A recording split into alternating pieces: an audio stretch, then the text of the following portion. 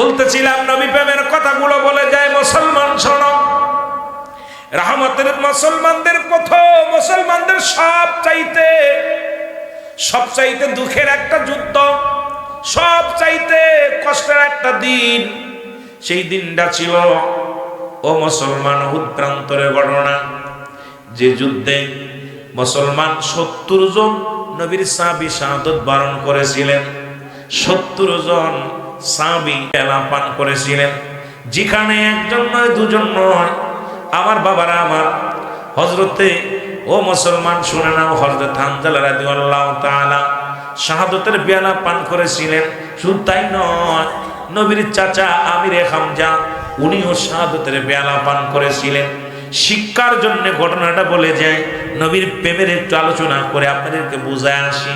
কারণ রাসূলের প্রেম ভালোবাসা যার অন্তরে যতটুক, তার ঈমান বলতে ততটুক। নবীর প্রেম ভালোবাসা যার অন্তরে নাই, তার ঈমান বলতে কিছু নাই, সরাসর বেঈমান। জোরে জোরে বলো ঠিক কিনা? উহুদের যুদ্ধে এখনো যারা মক্কা মদিনায় হজ করতে গেছেন, দেখবেন ৭০ জন সাহাবীর, ও মুসলমান, এখন রওজা মুবারক ৭০ জন, একজন দুজন নয়, কয়জন? জোরে বলেন কয়জন? ৭০ জন সাহাবী জীবন দিয়া দিছে। যে যুদ্ধে হযরত হানজালা, আমিও কিছুদিন আগে আলোচনা করেছিলাম। শুধু আপনাদেরকে নবী প্রেমের কথাগুলো বলতে যাইয়া আলোচনাটা আবারও আমি একটু অল্প কথাগুলো বলে যাই, শুনে নেন। নবীর চাচা আমিরে হামজা, তাকে হত্যা করা হয়েছিল। তার নাক কেটে দেওয়া হয়েছিল, কান কেটে দেওয়া হয়েছিল, তার চোখ দুটো তুলে নেওয়া হয়েছিল, কান কেটে ফেলে দেওয়া হয়েছিল, গর্দান কেটে ফেলে দেওয়া হয়েছিল। সবচাইতে বড় কষ্ট, নবীর চাচা আমিরে হামজা এই বুকটা ফাড়িয়া কলিজা বাইর করিয়া, এই কলিজাটা মুসলমান আবু লাহাবের বিবি হিন্দা, ওনার নাম হলো হিন্দা, উনি চাবিয়ে চাবিয়ে কাঁচা কলিজাটা চাবায় চাবায় খেয়েছিল। এ মুসলমান শোনো, আর হযরত আমির হামজাকে হত্যা করেছিল যে ব্যক্তি, তার নাম ছিল ওয়াহাশী। উনিও সর্বশেষে কালেমার মালা পড়ে মুসলমান হয়েছে। তবে রাসূলের সামনে যখন আসতেন, নবীজি বলতেন, ওয়াহাশী রে, তুমি আমার সামনে বসবা না, কারণ তোমাকে দেখলে আমার আমির হামজার কথা মনে পড়ে যায়, আমার চাচার কথা মনে পড়ে যায়, আমি বড় কষ্ট পাই, আমি বড় কষ্ট পাই। সুতরাং তুমি আমার সামনে বসবা না। ও যুবক বন্ধুরা, শুনে নাও রাসূলের ভালোবাসার কথা। রাসূল বলেন, উহুদের যুদ্ধে যেতে হবে। সাহাবীরা রে, তোমরা কে কোথায় আছো?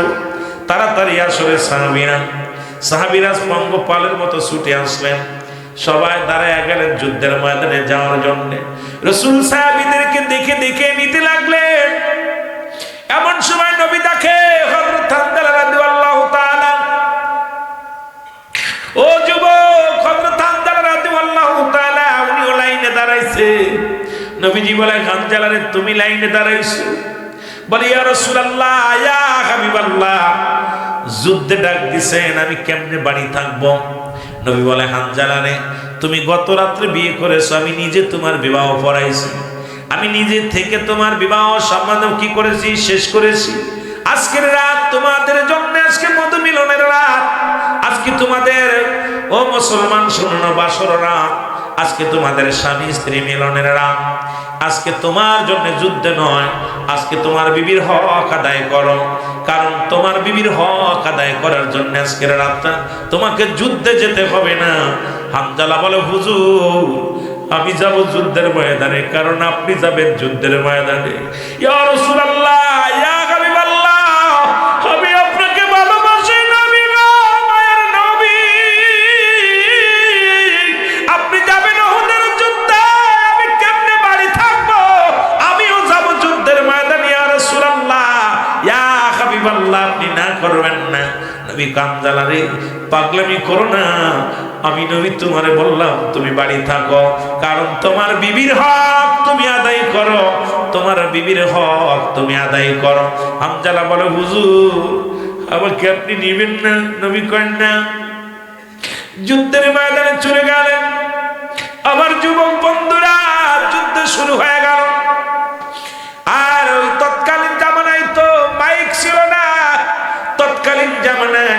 টিনের সুঙ্গা ছিল, টিনের সুঙ্গা আমরাও ছোটবেলা দেখেছি বড়ুর বাজার, আলুক দিয়ার বাজারে জের বাইরে তো আবার টিন দিয়া মাইকের মতো পেঁচায়া এলান দিত। আমরা ছোটবেলা দেখেছি, হয়তো আপনারা তো দেখছেনই বাবা। এই মাইকের ব্যবস্থা তো কদিন আসলো, সঙ্গ ব্যবহার করে মানুষকে জানাইতো। এই সঙ্গ দিয়া ডাকতে বলে, ও মদিনার মানুষ, ও নগরবাসী রে, নবী নাই, তোরা আরামে ঘুমাইতেছ,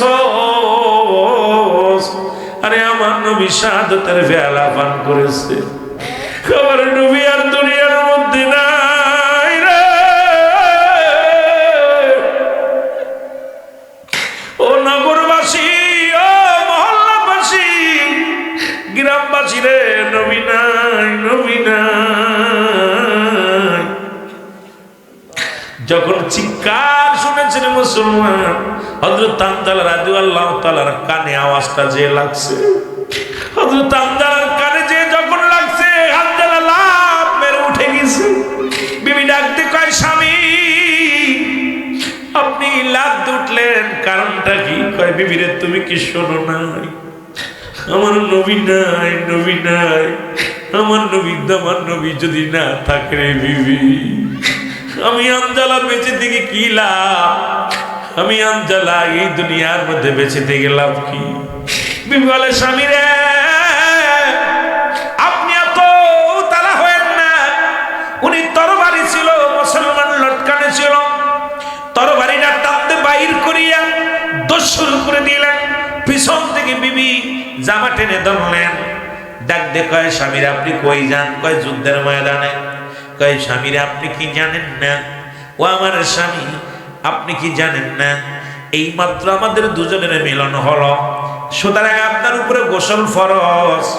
আপনি কি জানেন না ওই যুদ্ধের ময়দানে দৌড়াইতেছেন, এর আইতি পড়বেন, এর আগে পরে যত যত শহীদা শাহাদাতের পেয়ালা পান করেছে তাদের কাউকে গোসল করানো হয় নাই, কারণ শহীদের লাশখানা দাফন করা হয় বিনা গোসলে। বিনা গোসলে তাদের দাফন করা হয়, কাফন পরানো হয়, জানাজা পড়ানো হয়। ও আমার স্বামী, সুতরাং আপনার উপরে গোসল ফরজ। আপনি যুদ্ধের ময়দানে যাবেন, একটু দাঁড়ান, আমি পাশের কূপ থেকে একটু পানি এনে দিই, একটু পানি এনে দিই, আপনি গোসল করেন, তারপরে যুদ্ধের ময়দানে যান। বিবি বলার পর হানজালা বলে, বিবি রে কিসের গোসল? ও বিবি, আমার নবী যদি না থাকে রে, আমার নবী যদি না থাকে কিসের গোসল রে বিবি? বিবি রে আমি গোসল করতে যাইয়া সময় চলে যাবে, ওদিকে আমার নবীরে যদি আক্রমণ করে রে বিবি, আমি আমার কি জবাব দিব রব্বে কারীমের দরবারে? সুতরাং আমার নবীর আমার নবীর ভালোবাসা, ও বিবি আমার নবী আগে, তারপরে আমার গোসল। বিবি রে তুমি আমার বাধা দিও না, আমার ঠেকাও না। বিবি অনেক করুণায় বিনয় করলেন, কিন্তু হযরত হানজালা রাদিয়াল্লাহু তাআলা কোনো বারণ শুনলেন না, কোনো কথা শুনলেন না। উনি রওনা হয়ে চলে গেলেন মুসলমান যুদ্ধের ময়দানে। যুদ্ধের ময়দানে যাইয়া অনেকগুলো কাফের সৈন্যদেরকে কতল করলেন। কতল করার পর নিজেও শাহাদাতের পেয়ালা পান করেছে।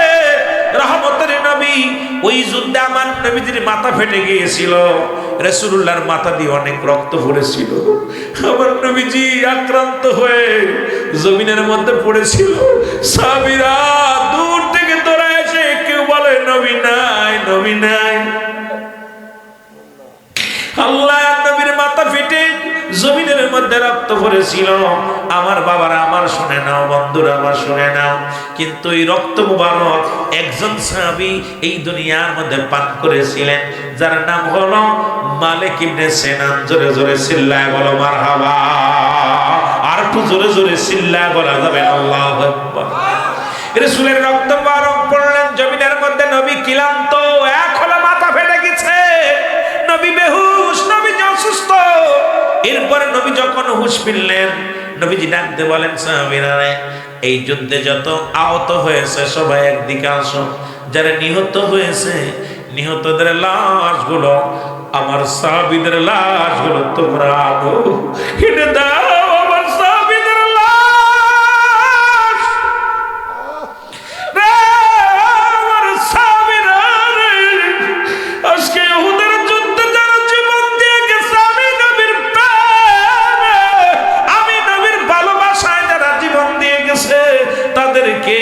তাদের লাশগুলো নিয়ে আসো। লাশগুলো আনা হলো, রাসূলুল্লাহর সামনে যখন লাশ আনা হলো, নবীজি বললেন সাহাবীরা রে তোমরা লাশগুলো গণো।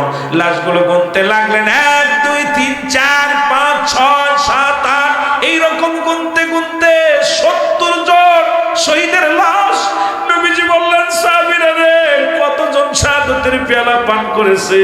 নবীজি বলার পর সাহাবীরা বলে একজন নয় দুজন নয়, ইয়া রাসূলুল্লাহ 70 জন শাহাদাতের পেয়ালা পান করেছে। নবী গো, কেউর কান আছে, কেউর নাক নাই, কেউর হাত নাই, কেউর পা নাই। ইয়া রাসূলুল্লাহ কারোর চোখ নাই। সব বডিগুলো ক্ষত বিক্ষত, সব বডিগুলো ক্ষত বিক্ষত। ইয়া রাসূলুল্লাহ ইয়া হাবিবাল্লাহ, আমার নবী কইছে আমি নবী নিজেই আক্রান্ত হলাম যুদ্ধের ময়দানে। এরপরে আমার সাহাবীরা 70 জন সাহাবী জীবন দিয়ে গেল। তোমরা আবার গণো, লাশগুলো আবার গণো। গণনা করলেন, গণনা করে এই মুসলমান এবার 69 জন লাশ পাইলেন, একজন লাশ নাই। রাসূল বললেন তোমরা এই মাত্র গুনে আসলে 70 জন, এখন বলো 69 জন আর একজন গেল কই? বলে কাল লাশটা হারাইছে, তাড়াতাড়ি দেখো। আল্লাহর নবী কয় সাহাবীরা দেখো কার লাশ? সাহাবীরা বলে ইয়া রাসূলুল্লাহ ইয়া হাবিবাল্লাহ, আজকে আমাদের মধ্যে যে লাশটা হারিয়ে গেছে সেই লাশটার নাম হলো হযরত হামজা রাদিয়াল্লাহু তাআলা। আল্লাহর নবী কয় সাহাবীরা তোমরা এক কাজ করো, তাড়াতাড়ি খোঁজো, না জানি আমার হামজালার লাশের সঙ্গে দুর্ব্যবহার করবে। যেমন হিন্দা মুসলমান আমির হামজার লাশের উপরে দুর্ব্যবহার করেছিলেন, যার হাত পা কেটে ফেলেছিলেন, কলিজা কেটে খেয়েছিলেন রে মুসলমান। নবীজি বললেন তোমরা তাড়াতাড়ি খোঁজো, আমার হামজালার লাশটা খোঁজো। সাহাবীরা খুঁজতে খুঁজতে পূর্ব পশ্চিম উত্তর দক্ষিণ খুঁজতে খুঁজতে পেরেশানিত হয়ে গেলেন। সাহাবীরা ফিরে আসলেন, আমার নবী কয় তোমরা কি হামজালার লাশ পাইছো? বলে ইয়া রাসূলুল্লাহ ইয়া হাবিবাল্লাহ, আমরা হামজালার লাশ পাই না। এই না মায়ের নবী গো, আমরা হামজালা রাদিয়াল্লাহু তাআলা লাশ পাই নাই। নবীজি এবারে ডান দিকে তাকাইলেন, বাম দিকে তাকাইলেন, পিছন দিকে তাকাইলেন, সামনের দিকে তাকাইলেন। তাকায় নবীজি উপর দিকে যখন তাকাইলেন, তাকায় দেখে রে হযরতে হামজালা রাদিয়াল্লাহু তাআলা আসমানি 70,000 ফেরেশতারা তারে গোসল করাইতেছে জান্নাতি পানি দিয়া। জোরে জোরে বলো মারহাবা, আর একটু জোরে বলো আল্লাহু আকবার। হযরত হামজালার গোসল করে আসমানি জগতের মুসলমান নবীজি দেখে মিষ্টি করে একটা হাসি দিলেন। নবীজির হাসি দেখে সাহাবীরা বলে ইয়া রাসূলুল্লাহ আপনি নিজেই তো আক্রান্ত, নিজেরই তো মাথা ফেটে গেছে, এরপরে আপনার চাচা আমির হামজা শাহাদাতের পেয়ালা পান করেছে, আপনার 70 জন সাহাবীর লাশ আজকে দুনিয়ার মধ্যে পড়ে আছে, আপনার হামজালার লাশ হারিয়ে গেছে, আপনি কেন হাসেন? নবী আপনার মুখে হাসি। নবী বলে সাহাবীরা রে আমি শোনো, তোমরা আমি যা দেখি তোমরা তা দেখো না, সুতরাং আমি যা দেখি তোমরা তা দেখো না। ও আমার সাহাবীরা, এই বলিয়া রাসূল আবার তাকাইলেন, উপর দিকে তাকাইলেন, তাকায় দেখে রে আসমান রাজ্যে 70,000 ফেরেশতা দাঁড়ায়া দাঁড়ায়া হযরতে হামজালা রাদিয়াল্লাহু তাআলার জানাজার নামাজ আদায় করে। জোরে জোরে চিল্লায় বলা যাবে না মারহাবা? আর একটু জোরে জোরে চিল্লায় বলো মারহাবা। আল্লাহর নবী এবারে আরো মৃদু হাসলেন না, এবারে একটু জোরে হাসি দিলেন। সাহাবীরা চিন্তা করলেন নবীর হাসির রহস্য কি? হামজালারে পায় না, চাচা ইন্তেকাল করলেন, নিজেও আক্রান্ত, এর মধ্যে হাসি। অতি দুঃখে যখন মানুষ হাসে মানুষ কয় পাগল, কথা কয় না? আমার নবী যখন হাসি দিছে সাহাবীরা বলে হুজুর রহস্য বুঝলাম না, আপনার মুখে কেন হাসি? আল্লাহর নবী কয় সাহাবীরা রে, ও আমার সাহাবীরা রে, তোমরা এবার আমার লাশগুলো গোনো, একবার 1 থেকে শুরু করো, গোনা শুরু করো। সাহাবীরা লাশগুলো গোনা শুরু করলো, দেখে 1 2 করতে করতে 70 জন লাশ ঠিকই পাওয়া গেছে। দৌড়ে আসছে বলে ইয়া রাসূলুল্লাহ লাশ তো ঠিকই আছে।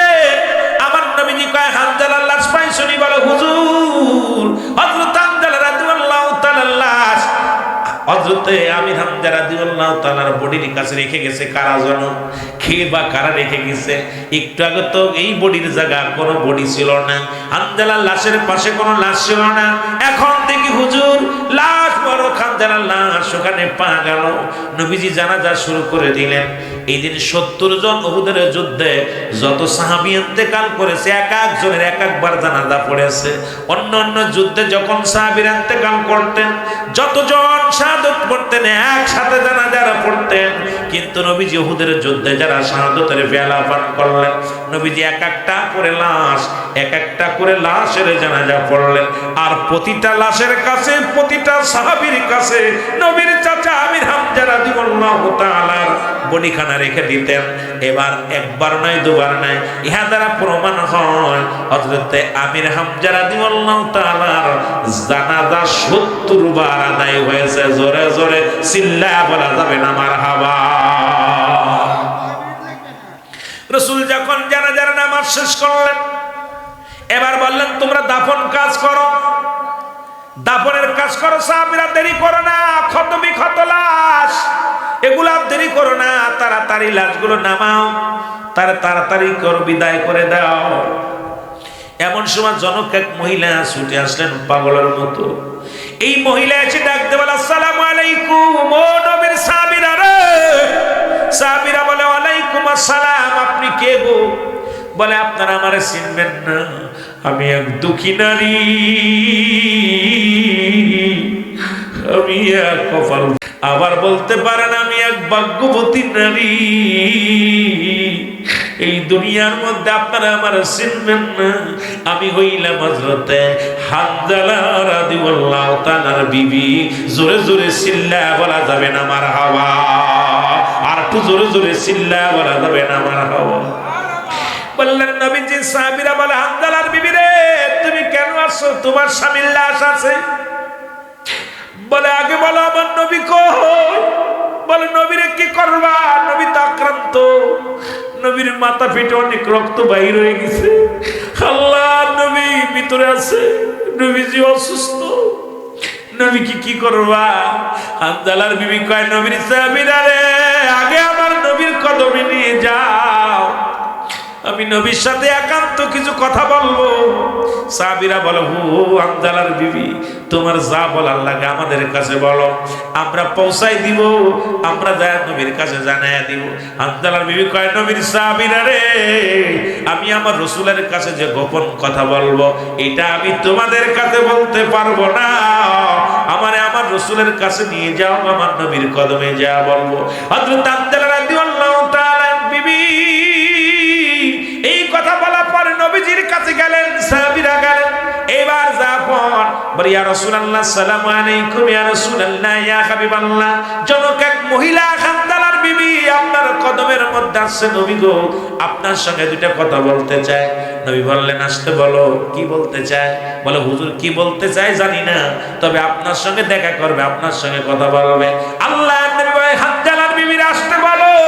এবার হানজালার বিবির আসতে বললেন। নবীজি বলেন আমার হাতটা ধরো, আমি যেহেতু আক্রান্ত, হাঁটতে পারছি না, আমি খুব ক্লান্ত, অনেক রক্ত ঝরছে, আমারে নিয়ে উঠাও, উঠায় ওই ইসের উপরে বসতে দাও, একটা পাথরের উপরে বসতে দাও। হযরত রাসূল আকরাম সাল্লাল্লাহু আলাইহি ওয়াসাল্লামকে একটা উঁচু পাথরের উপরে বসাইলেন। এবার রাসূল বললেন সাহাবীরা রে, একটা পর্দা টানিয়ে দাও, এই পর্দা টানিয়ে দাও, কারণ উনি মেয়ে মানুষ, উনি যেহেতু বেগানা নারী, ওনাকে দেখা আমার জন্য করণীয় নয়। সুতরাং পর্দার বিধান, পর্দা ফরজ, নামাজও ফরজ। এ আমার যুবক বাবারা, সঙ্গে সঙ্গে উনি কি করলেন? সঙ্গে সঙ্গে ও আমার বাবারা আমার, একটা পর্দা টানায়া দিলেন। রাসূল পাক সাল্লাল্লাহু আলাইহি ওয়াসাল্লামের সামনে একটা সাদা চাদর পর্দা টানায়া দিলেন। এবার হানজালার বিবি আসলেন। হানজালার বিবি বলে আসসালামু আলাইকুম ইয়া রাসূলুল্লাহ, আসসালামু আলাইকুম ইয়া হাবিবাল্লাহ। আল্লাহর নবী কয় হানজালার বিবিরে তুমি কি বলতে চাও? বলো হুজুর, এই সমস্ত 70 জন সাহাবী শাহাদাতের পেয়ালা পান করেছে নবী গো, ইয়া রাসূলুল্লাহ, ইয়া হাবিবাল্লাহ, আপনি 69 জনকে জানাজা পড়াইছেন, 70 জনকে জানাজা পড়াইছেন, 69 জনকে আপনি দাফন করেন, নবীর লাশটা আপনি দয়া করে দাফন করবেন না। আল্লাহর নবী কান্দালার বিবিরে তুমি কি বলতে চাও? বলে হুজুর আমার স্বামীর আপনি দাফন করবেন না, বডিখানা দাফন করবেন না। নবী বলে হানজালার বিবিরে কি বলো? বলে ইয়া রাসূলুল্লাহ আমার স্বামীর উপরে ফরজ গোসল ফরজ হয়ে গেছে, সুতরাং আমার স্বামী গত রাত্রে যখন আমার স্বামীকে রেখে যান, আমার স্বামী যখন আমি আর স্বামী যখন ঘুমায়াছিলাম, দুজনের মিলনের পর যখন বিশ্রামে ছিলাম, এমন সময় এমন একটা আওয়াজ আসলো, ডাকতে কে যেন বলে ও নগরবাসী রে, ও গ্রামবাসী রে, নবী নাই, নবী নাই। এই আওয়াজটা যখন আপনার স্বামী হানজালার কানে যে লাগছে, আপনার হানজালা নবী গো পাগলের মতো লাফ উঠছে, উঠে ইয়া রাসূলুল্লাহ দরজায় লটকানো ছিল তরবারি, তরবারি নিয়ে রওনা হয়ে গেছে। আমি তাকে অনেক বাধা দিয়েছিলাম। আমার স্বামী বলেছিল বিবি রে যদি আমার নবী না থাকে কিসের গোসল, কিসের গোসল করব? ও বিবি আগে আমার নবী যদি না থাকে আমি কিসের গোসল করব? আমাকে বাধা দিও না। আমার নবীর গায়ে যদি একটা আঘাত লাগে রে, আমার নবীর গায়ে যদি একটা তরবারির আঘাত লাগে, একটা পাথরের আঘাত লাগে, আমি হানজালা কি জবাব দেব আমার নবীর আল্লাহর কদমে গো, আল্লাহর দরবারে, আল্লাহর দরবারে আমি কি জবাব দিব? রাসূলের দরবারে আমি কি জবাব দিব? আমারে দ্বারায় আমাকে ঠেকায় না রে বিবি, এই বলে ঘর থেকে বাইর হয়ে যায়। ইয়া রাসূলুল্লাহ ইয়া হাবিবাল্লাহ আমার স্বামীর উপরে তো গোসল ফরজ হয়ে গেছে। আল্লাহর নবী ডাকতে বলেন ও হানজালার বিবি তুমি কি তোমার বিবি স্বামীরে দেখছনি? বলে না এখনো দেখি নাই। নবীজি বললেন যাও আগে স্বামীকে প্রাণ ভরে দেখে নাও, কারণ তোমার স্বামীর দুনিয়ার শেষ দেখা দেখে নাও, প্রাণ ভরে দেখে নাও। হানজালার বিবি যাইয়া স্বামীর মুখটা যখন খুললেন, নিজ হাতে যখন স্বামীর মুখটা যখন খুললেন, খুলে তাকায় দেখেন মাথার চুলগুলো বেয়ে পানি পড়তেছে, সমস্ত মাথার চুলগুলো ভিজা। হানজালার বিবি যখন হানজালার বিবি তাকায় দেখে সব শহীদের কাপড়ের মধ্যে রক্ত লেগে আছে, সব শহীদের গায়ে রক্ত, সব শহীদের ক্ষত বিক্ষত বডির ভিতর দিয়ে রক্ত বাইর হচ্ছে। আর হানজালার কাপড়ের কাপড়টা শুধু মুসলমান ভিজা, কোন রক্তের আলামত দেখা যায় না, শুধু ভিজা দেখা যায়। এবার দেহের দিকে তাকাইলেন, তাকায় দেখেন হযরতে হানজালা রাদিয়াল্লাহু তাআলা এই মুসলমান গায়ের পশমের গোড়া পর্যন্ত ভিজা আছে। দৌড়ায় গেলেন ইয়া রাসূলুল্লাহ ইয়া হাবিবাল্লাহ আমি কি দেখলাম? কারণ আমার স্বামীর উপরে তো ফরজ ছিল গোসল, কে গোসল করাইলো? কারণ আমার স্বামী দেখেছি আমার মাথার, আমার স্বামীর মাথার চুলগুলো বেবে পানি জমিনের মধ্যে পড়ে। ইয়া রাসূলুল্লাহ গায়ের পশমগুলো ভিজা। আমার নবী ডাকতে বলে হানজালার বিবি রে তোমার স্বামী এত ভাগ্যবান, তোমার স্বামী এত বড় কপাল, এই দুনিয়ার মধ্যে তোমার স্বামীর এত দাম। আমি নবীর প্রেমে মৃত্যু হওয়ার কারণে তোমার স্বামীর দেহ এই দুনিয়ার কোনো পানি দিয়ে ধোয়ানো হয় নাই, জান্নাত থেকে পানি আনিয়া তাকে গোসল করানো হয়েছে। তোমার স্বামীকে একজন নয় দুজন নয়, আসমান থেকে 70,000 আসমানি ফেরেশতারা তোমার স্বামীর জানাজা পড়াইছে। শুধু দুনিয়ার জানাজা নয়, কারণ আমার রব্বে কারীম ফেরেশতা দিয়া তোমার স্বামীর জানাজা পড়াইয়া দিয়েছে। এ মুসলমান বিবি ডাকতে বলে ইয়া রাসূলুল্লাহ ইয়া হাবিবাল্লাহ আমার আর বুঝতে বাকি নাই। আমার নবীজি বললেন যাও হানজালার বিবি যাও। হানজালার বিবি ডাকতে বলে ইয়া রাসূলুল্লাহ ইয়া হাবিবাল্লাহ আপনি দোয়া করবেন আমি আর জীবনে কোনোদিন শাদী মুবারক করব না, জীবনে আর কোনোদিন যেন কোনো পুরুষের কাছে না যায়। ইয়া রাসূলুল্লাহ ইয়া হাবিবাল্লাহ আপনি আমার দোয়া করেন আমি যেন আমার জীবনটা আমার স্বামীর স্মৃতি ধরে কাটায় দিতে পারি। ইয়াউমুল কিয়ামতের ময়দানে যেন আমি বলতে পারি আমি শহীদের বিবি ছিলাম,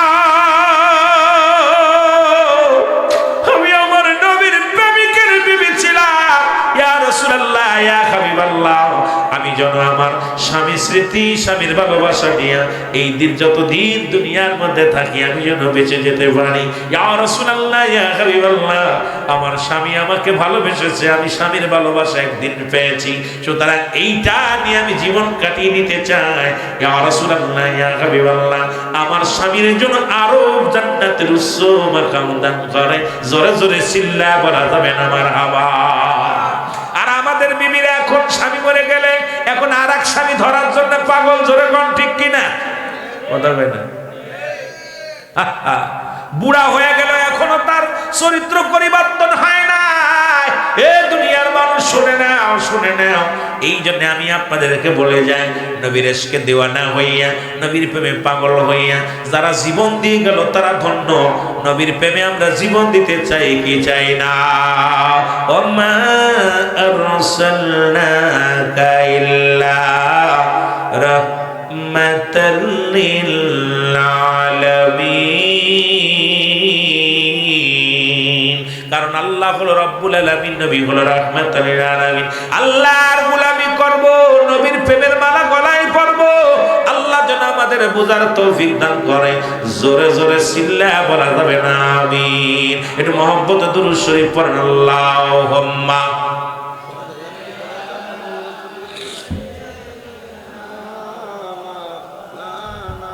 ওয়াজ কি চলবো? ওয়াজ কি চলবো? 3-4 জন, তা বাকিগুলো ভাই আমি আপনাদের কষ্ট দিব না। কারণ আমিও গতকালকে মাহফিল করছি কোথায় জানেন? মাদারীপুর আঙ্গুল কাটায় মাহফিল করে বাড়ি আসছি, ফজর আজান দিছি। আজ কালকে রাত গেছে, পশু রাত্রে মাহফিল করছি কোথায় জানেন? পরশুদিনকে মাহফিল করলাম কইরে মহেশখালী, চট্টগ্রাম। সারা দিন সারা রাত ভরে আইছে। এই 4টা দিনে মানে 1 ঘন্টা ঘুমাই নেই, 4টা দিনে 1 ঘন্টা ঘুম হয় নাই। আজকে দিন, গত রাত, পশু, এই 4টা দিনে মিলা মনে হয় আমার মনে হয় 10 থেকে 15 মিনিট ঘুমাইছি। এই মানে এই রাতে এই খালি কোথায় বেঞ্চের পরে ঘুম। আগামীকাল শায়েস্তাগঞ্জ প্রোগ্রাম সিলেট, আগামীকাল সিলেটে। সুতরাং আমিও আপনাদের দোয়ায় এই যে ঈদের পরের দিন বাইর হয়েছি, মন চাই এলাকা মানুষের ওয়াজ শোনাইব। তা আপনি মন চায়, আমিও ধরতে চেয়েছিলাম যে আজকে আমি ঈশার পরেই ধরবো। আর আপনাদের যেটা চাওয়ার সেটা আমার কাছে চাইবেন, আমি আলোচনা করার চেষ্টা করব। যদিও আমি এত বড় আলেম না, তবে এই মাহফিলটা হোক। আপনারা চান কে কে? একটু হাত উঠান দিন। আরো জোরে বলে হাত বলেন, আল্লাহু আকবার বলেন না। সবাই চান তো? ভাই আল্লাহকে সাক্ষী রেখে বলেন চান? যে এলাকার মধ্যে রাসূল পাক সাল্লাল্লাহু আলাইহি সাল্লামের উপরে দুরূদ ও সালাম পাঠ করা হয়, ওই মহল্লা, ওই এলাকার মধ্যে 1 বছর সকল গজব আল্লাহ মাফ করে দেন। আর একটু জোরে বলেন। নারায়ণপুরবাসী ভালো করে হনো, রসুলের কথা আমার কথা। নবীজি বলছেন যে মহল্লার মধ্যে আমি নবীর উপরে, আমি আমার হাবিবের উপর, আমার উপরে দুরূদ ও সালাম পাঠ করবে, ওই মহল্লার মধ্যে 1 বছরের মধ্যে সমস্ত গজব, বড় বড় গজব, যে সমস্ত গজব দিলে মানুষ শেষ হয়ে যায়, যে সমস্ত গজবে আসমান জমিনের মধ্যে ক্ষতিগ্রস্ত হয়, ওই সমস্ত ক্ষতিগুলো আমি আল্লাহ মাফ করে দিই। আর একটু জোরে। 1 বছরের জন্য আমি আল্লাহ রহমত দান করি। সুবহানাল্লাহ বলেন না। সুতরাং আমার জন্য নাই, নারায়ণপুরবাসীর মধ্যে রহমত। আমি আজকে মাহফিল থেকে শুরু করে 1 বছর, আগামী বছর 1 এপ্রিল পর্যন্ত রব্বে কারিম শুধু রহমত দিবে এই জমিনের মধ্যে। সমস্ত গজব, বড় বড় গজব উঠায় নিবে। সেই সাথে যেন আমরা পার্শ্ববর্তী মহল্লা যারা আছি আমাদের উপরে যেন আল্লাহ দয়া করে। জোরে বলেন আমিন। আর একটু জোরে বলেন। সুতরাং এই মাহফিলের জন্যে আমিও এবছরে দাওয়াত অনেকের দিতে পারি নাই, নেটে দাওয়াত দিই। গত বছর বলেছিলাম 1 এপ্রিল মাহফিল। আমাদের ভাইয়ের বাড়িতে মাহফিল হয়, আমাদের বাড়িতেও মাহফিল হয়, বড় মাহফিল। সেই মাহফিলে মাইকিং করে নাই, এরপরে কেউ জানতেও দেয় নাই। এর 5 ডবল মানুষ আমরা, আমি আশ্চর্য হয়ে গেছি। আমরা কাউরে বলি নাই যে আমাদের মাহফিল। আর এত ঢোল ডগর বাজাইয়া, ঢোল তবলা বাজাইয়া দাওয়াত দিয়ে লোক যা হলো, আলহামদুলিল্লাহ, আলহামদুলিল্লাহ বলেন না। তবে আমি খুশি আপনাদের উপরে। এই জমিনের মধ্যে আল্লাহ 2টা জায়গা বানাইছে, একটা জাহান্নাম, একটা জান্নাত। এক সবাই যদি জান্নাতের বাগানে আসে, খোদার কসম আমার কথা না, আল্লামা কুতুবী রাহমাতুল্লাহ বয়ান করে বান্দা যখন জান্নাতের দিকে রওনা হয়ে যায়, তার প্রতিটা কদমে কদমে সগীরা গুনাহ মাফ হয়ে যায়। সুবহানাল্লাহ বলেন না?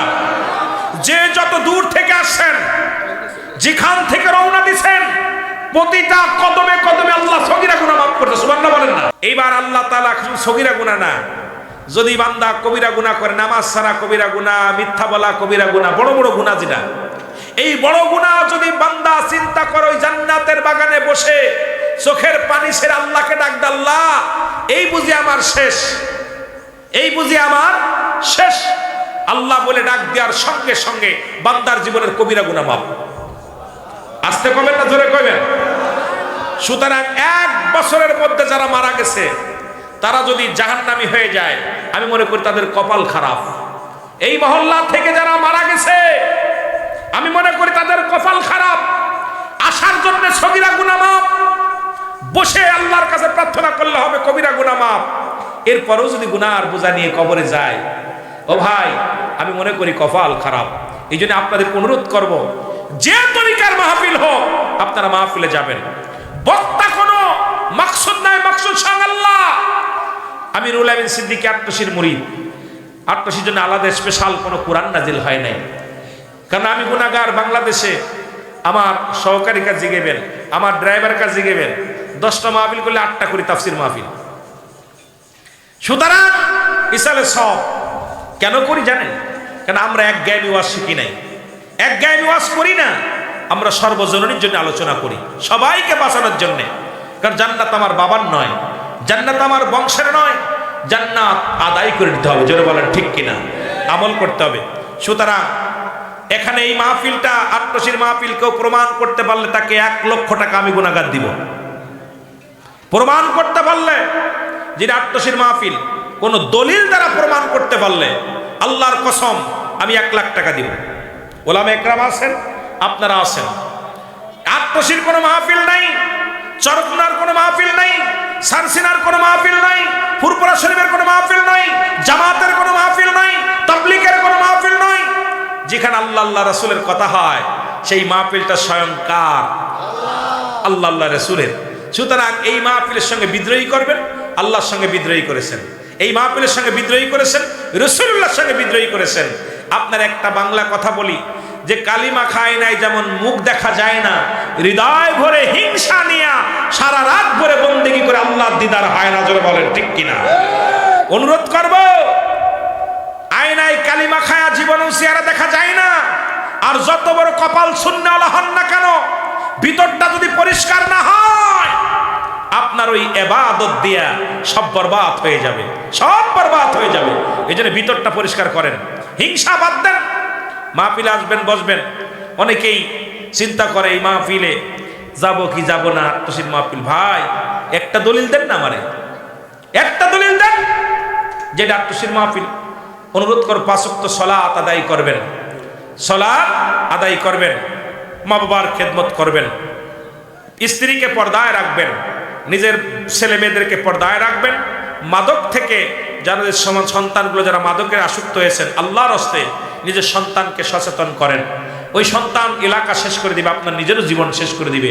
যার ঘরে মাদক ঢুকেছে সেই ঘর শেষ, যার ঘরে মাদক ঢুকেছে সেই বাড়ি শেষ, স্বামী স্ত্রী ভালোবাসা শেষ, ভাই বন্ধুর ভালোবাসা শেষ, সব শেষ হয়ে গেছে। এই জন্য মাদককে আমরা না বলি। এলাকার বাসী যারা আছেন, আমার যুবক ভাইদেরকে বলবো, মাদককে বাজার না বল। এই মাদকে তোদের মতো যুবক আমিও পারতাম দাড়িগুলো আসতে, দাড়িগুলো চাইতে প্যান্ট শার্ট পরে শার্ট গাইতে আমিও ঘুরতে পারতাম। কেন? আমার ভিতরে যৌবন ছিল, যদিও কালো তার যৌবন তো ছিল, কিন্তু পারি নাই। কেন? কারণ আল্লাহর ভয় যখন ঢুকছে পারি নাই, কারণ রব্বে কারিমের ভয়। আমিও পারতাম আপনার মতো সিগারেট টানতে, কেন টানি না? যে সিগারেট খাইলে আমি শান্তি পাবো না, আল্লাহকে পাওয়া যাবে না। আমিও পারতাম গাঁজায় টান দিতে, কেন টানি না? কারণ এটা আল্লাহ নিষেধ করেছে। সুতরাং এগুলো আমরা পরিহার করি। আজ থেকে আব্বা মার খেদমত করবেন। পরিশেষে একটা কথা বলি, এই মাদ্রাসাটার জন্যে, এই মাদ্রাসায় এখানে লিল্লাহ বোর্ডিং যেটা, এটাও খোলা হয়েছে। মা আমেনা সিদ্দিকিয়া মডেল মাদ্রাসা আবাসিক, যদিও 2-4টা ছেলে, আমরা আশপাশে আমার ভাইয়েরা নিছে, তারা 2-4টার খাবার দেয়। তো অনেক সময় ক্ষতি হয়, একটা ছাত্র যখন পড়তে যায় এই সময় সে লজিংয়ে চলে যায়, তার জন্য বিশাল ক্ষতি হয়। এই ছাত্র দেখা যায় একটা ঘন্টা যে ছেলে আপনার কি সবক দিতেছে, এই ছেলে একটা সবক মার গেলে 1 সপ্তাহ মায়ের পড়ালেখা।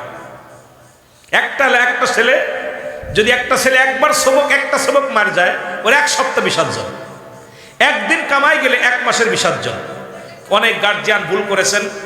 এইটা আমি যারা আসছেন গার্জিয়ান তাদেরকে বলি, আপনারা বড় ভুল করেছেন।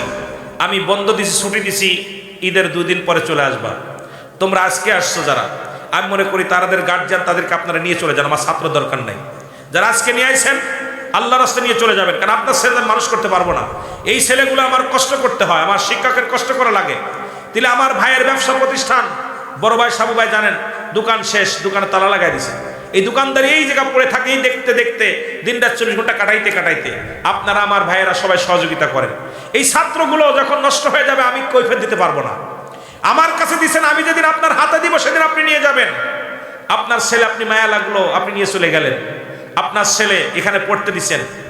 আমার ভাই, আমি যখন পড়ালেখা করতে গেছি বাইরে চলে গেছি, এরকম আমরাও বাইরে গেছি, বাইরে না গেলে হয়তো আমিও আর কিছু শিখতে পারতাম না। কিন্তু অনুরোধ করবো আপনাদেরকে, যাদের গার্জিয়ান যারা আসছেন সচেতন হবেন। কোন ছাত্র যদি মায়া না ছাড়তে পারেন আল্লাহর রাস্তায় দিবেন না। ছাত্রের প্রতি যদি মায়া লাগে, ওই ছাত্র আমার দরকার নাই, নিয়ে যাবেন। কারণ আমার মন চাইছিল আজকে 2টা ছাত্র পাগড়ি দিব। আমি নিজেই চিন্তা করছিলাম পাগড়ি দেওয়ার উপযুক্ত তারা পায় না, তাদের গার্জিয়ান ঘর খেলাপের কারণে। গার্জিয়ান বেয়াদব, বাড়ি গেলে আর আসার কথা চিন্তা থাকে না, বাড়ি গেলে আর মায়া লাগে সন্তানের প্রতি।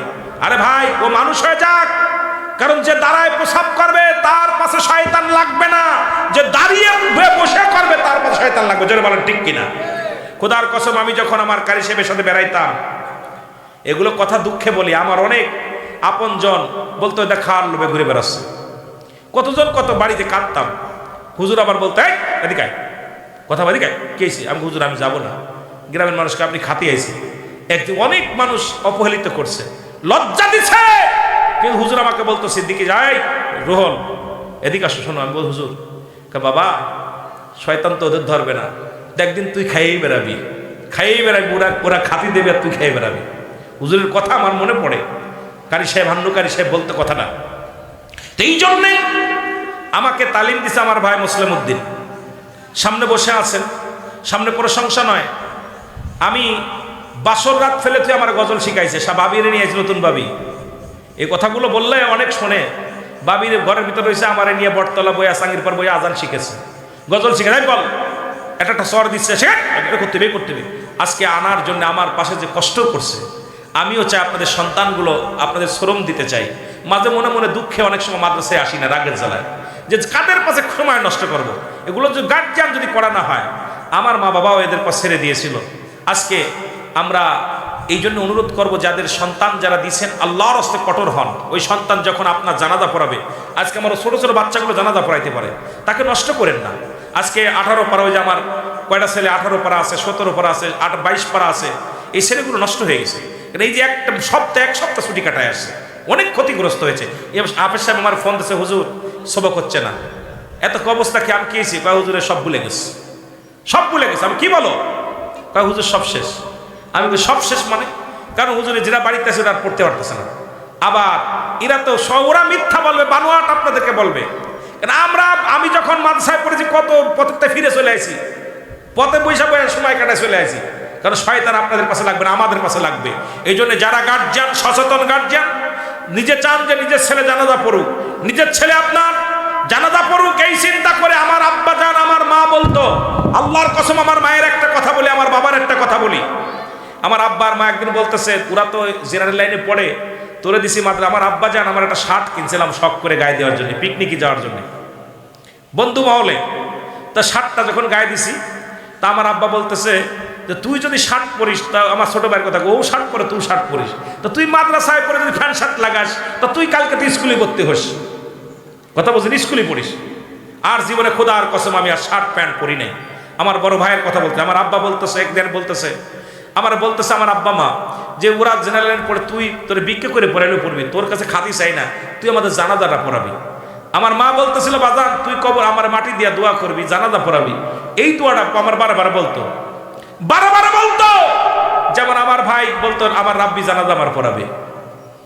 ওনার একটা ছেলে আছে, আমার বলতো তুই তো আসিরি, ও যে যোগ্য হয় আমার জানাজাটা পড়াবে। যখন অসুস্থ হয়ে গেল বারবার আমারে কয় যে ও যেন জানাজাটা পড়াতে পারে। ছেলে জানাজা পড়বে। আজকে আমি শুধু জানাজা পড়ানোর যোগ্য হইনি, আল্লাহ আমাকে এমন দিছে আমার ওরকম 2-4টে ফ্যামিলি আমি টানতে পারি, এই ব্যবস্থা আল্লাহ করে দিছে।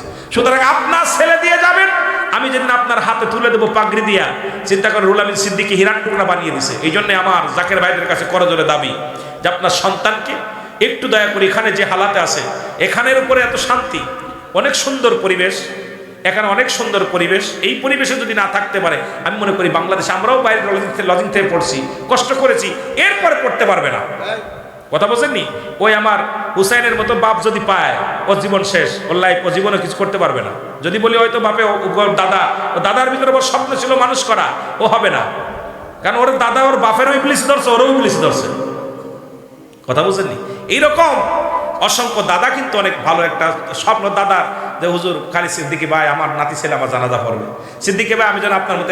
ও যেদিন জানাজা পড়ালোর বাড়ি যে ওর দাদা আমার জড়াই ধরছে, মানে দৌড়ই যে বসে মেন্সের পর স্বপ্ন, কত স্বপ্ন। এই জন্য সেই স্বপ্নগুলো যারা নষ্ট করে, অনুরোধ করি করবেন না। আর একটা দাবি আমি মাগুরা জেলার কাছে, আমি সবচেয়ে বেশি কষ্ট পাইছি জাকের ভাইদের কাছে মাগুরা জেলায়। আপনাদের কি সন্তান নাই? একটা সন্তানকে আমাকে দিতে পারেন? মাগুরা জেলা থেকে যারা জাকের আছেন একটু হাত উঠান দেখি, একটু মাগুরা জেলায় জাকের নাই? একটু হাত উঠান না, একটু জোরে হাত উঠান। মাগুরা জেলার এই কটা মানুষ, এই মাগুরা জেলার 4 জন। আমরা মাগুরা জেলার জাকের 4 জন। আমি তো জেলার কথাই বলছি, মাগুরা জেলার জাকের না আপনারা? মাগুরা জেলার জাকের যারা একটু হাত উঠান না একটু। আপনাদের কাছে আমার দাবি থাকবে, যদি আমার দাবিটা পুরা না করেন আল্লাহর আদালতে আমি জবাব, আল্লাহর আদালতে আমি মামলা দিব। সেই মামলাটা হলো আপনাদের বিরুদ্ধে আমি অভিযোগ আল্লাহর কাছে দিব। একটা সন্তান হোক, একটা নাতি ছেলে হোক, একটা সন্তান কোথাও থেকে এনে দিল মাদ্রাসায় দিবেন, ওই ছেলে কিয়ামত পর্যন্ত আমল করবে, আপনি সওয়াব পাবেন। নিজেরটা হোক আর পরেও, নিজে আলেম হন, না হলে ছেলে মেয়েদেরকে করেন, না হলে নাতি পুতিরে করেন।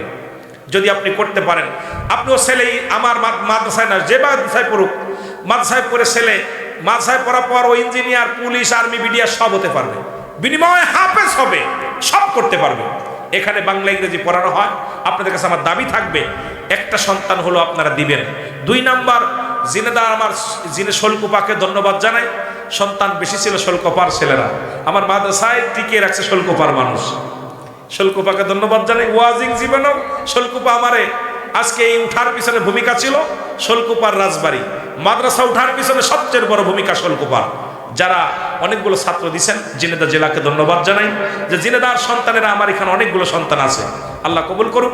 আরও আপনাদের কাছে আমার করজোরে দাবি থাকবে, দয়া করে সিদ্দিকিয়া মডেল মাদ্রাসা একটা ছেলে দেন, আমি একটা সিদ্দিকি বানাই দিই। আপনার একটা সন্তানকে আমি একটু শিক্ষা দিই, যে সন্তান মানুষের মতো মানুষ হোক। আজকে বিদেশ থেকে ডিগ্রি আই না, বয়সা বয়া যদি ঘুষ খায়, মানুষ হয় না, অমানুষ। ডক্টর হইয়া অপারেশন করে না টাকা ছাড়া, ও মানুষ হয় না, অমানুষ। সুতরাং বড় বড় ডিগ্রি, বড় বড় আলেম হইয়া পাগড়ি বাইন্দা কয় জানাজা পড়ে না যায়, বড় বড় পাগড়ি বাইন্দা যদি কয় দোয়া করে না যায়, ও মানুষ হয় না, অমানুষ। কারণ আপনি তো উদ্দেশ্য করছেন গাছ লাগাইছেন ফল খাবেন, যে গাছে ফল হয় না ও গাছ কাটবেন না, রেখে দিবেন। কথা কন? সুতরাং যে গাছ লাগাইলে ফল খাওয়া যায় সেই গাছ লাগান, যে গাছ লাগাইলে ফল ধরবে। সুন্নি তরিকার মাদ্রাসা, এখানে জানাজার নামাজ পড়ে দোয়া হয়, এখানে মুরাকাবা মুশাহাদা হয়, এখানে জিকির হয়, মিলাদ হয়, ছেলেদেরকে তাকরিম শেখানো হয়, এই ছেলেদেরকে তালিম দেওয়া হয়।